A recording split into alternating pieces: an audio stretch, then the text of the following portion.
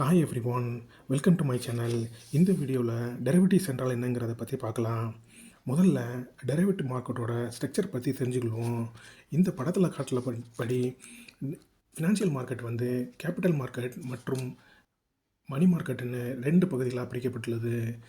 இந்த capital market வந்து again primary market and secondary மார்க்கெட்னு ரெண்டு பிரிவாக பிரிக்கப்பட்டுள்ளது.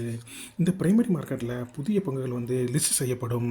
செகண்டரி மார்க்கெட்டில் ஏற்கனவே லிஸ்டான பங்குகள் வந்து ட்ரேட் செய்யப்படும். செகண்டரி மார்க்கெட் வந்து 5 பகுதிகளாக பிரிக்கப்பட்டுள்ளது.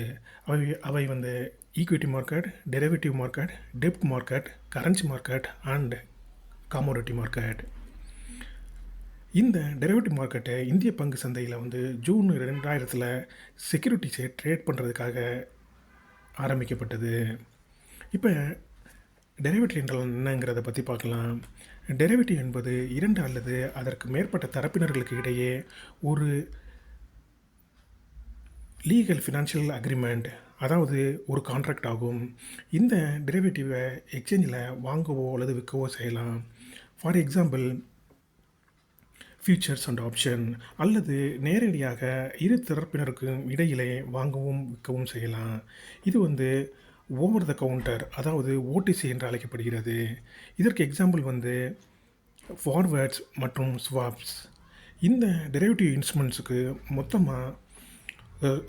சொந்தமாக எந்த ஒரு மதிப்பும் கிடையாது.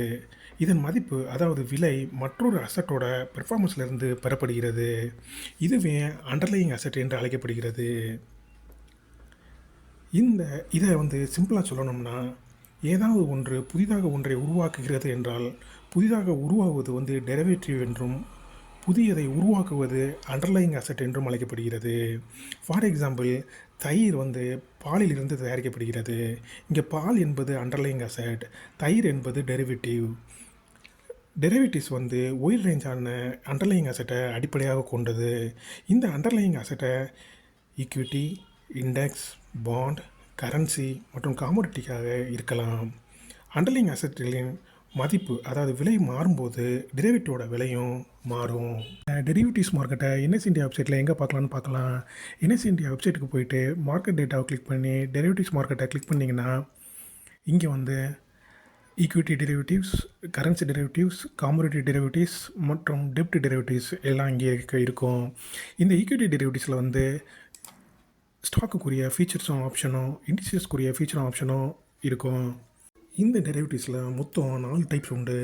அவை ஃபார்வர்ட்ஸ், ஃபீச்சர்ஸ், ஆப்ஷன்ஸ் மற்றும் ஸ்வாப்ஸ்.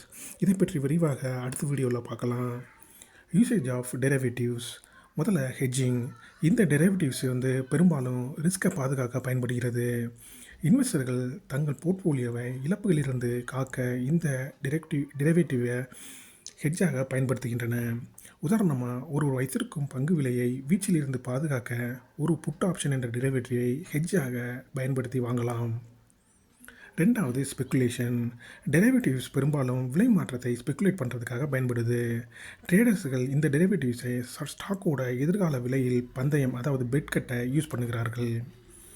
லெவரேஜ், அதாவது பாரோட் மணி, அது கடன் தொகை. டெரிவேட்டிவ்ஸ் வந்து லெவரேஜை இன்க்ரீஸ் பண்ண யூஸ் ஆகுது. இந்த டெரிவேட்டிவில் இன்வெஸ்டர் வந்து லார்ஜ் பொசிஷனை ஸ்மால் கேபிட்டலில் வச்சு கண்ட்ரோல் பண்ண முடியும். இப்படி பண்ணுறதுனால அவர்களுடைய பொட்டன்ஷியல் ரிவார்ட் மற்றும் ரிஸ்க் வந்து அதிகரிக்கும். ரிஸ்க்கு. இப்போ இந்த டெரிவேட்டிவ் வந்து ஒரு பவர்ஃபுல்லான டூலாக இருந்தாலும் அவை வந்து குறிப்பிடத்தக்க அபாயங்களை கொண்டுள்ளன. ஒன்றாவது வந்து மார்க்கெட் ரிஸ்க்கு. ப்ரைஸ் மூவ்மெண்ட்டை பொறுத்து ஏற்படும் லாஸு. காம்ப்ளெக்சிட்டி. டெரிவேட்டிவ் கொஞ்சம் காம்ப்ளெக்ஸாக தான் இருக்கும். இதை புரிந்து கொள்ள அண்டர்லையிங் அசெட்ஸ் மற்றும் மார்க்கெட் கண்டிஷனை பற்றி டீப் நாலேஜ் தேவைப்படலாம்.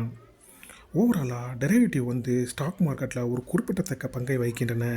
இது முதலீட்டாளர்களுக்கு ஃப்ளெக்சிபிலிட்டியை தருவதோடு மட்டுமல்லாமல் ரிஸ்க் மேனேஜ்மெண்ட் மற்றும் ஸ்பெக்குலேஷனுக்கு தேவையான வேறு ஸ்ட்ராட்டஜியும் வழங்குது. டெரிவேட்டிவ் வந்து குறிப்பிட்ட நிதி ஆதாயங்களை வழங்கினாலும் அவை அபாயங்களுக்கு உட்பட்டவை. மேலும் முதலீட்டாளர்கள் இது சம்பந்தப்பட்ட சிக்கல்களை முழுமையாக புரிந்து கொள்வது அவசியம். அவ்வளவுதாங்க. தேங்க்யூ. தேங்க்ஸ் ஃபார் வாட்சிங்.